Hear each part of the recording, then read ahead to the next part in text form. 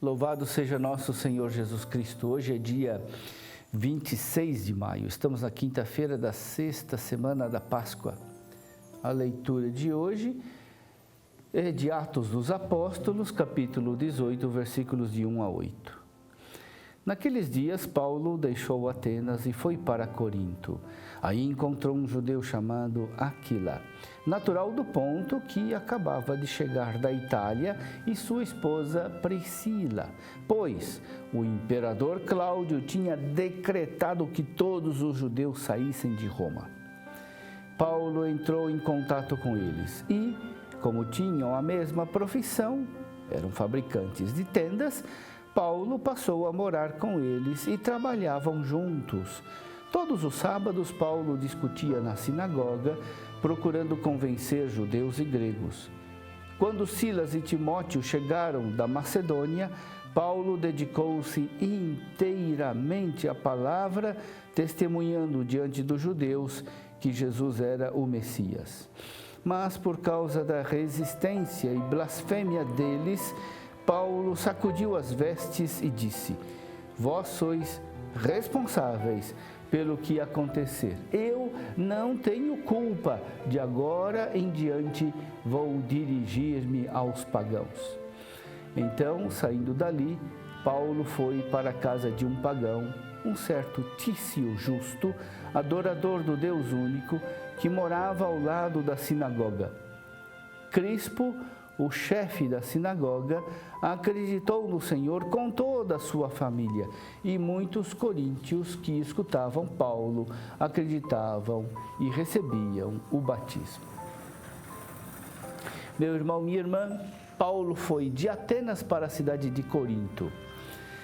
Corinto era uma cidade cosmopolita com duas culturas, a cultura romana e a cultura grega. Era famosa também por sua situação geográfica entre dois mares. O seu comércio atraía migrantes de muitas regiões. Ficou famosa também pela sua corrupção moral. E foi exatamente nessa cidade que surgiu uma das comunidades cristãs mais florescentes.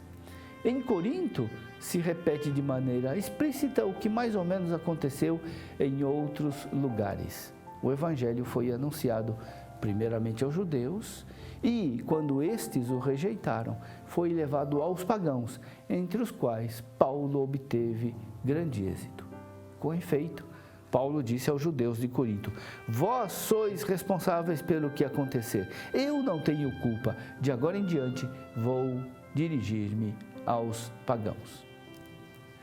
É interessante que mesmo assim há judeus que aceitam o Evangelho. Foi esse o caso de Crispo, o chefe da sinagoga. A conversão dele provocou uma onda de outras conversões. Aos coríntios, Paulo escreveu ao menos 2 cartas. Ela foi para Paulo uma igreja amada e ao mesmo tempo causadora de muitos sofrimentos para ele.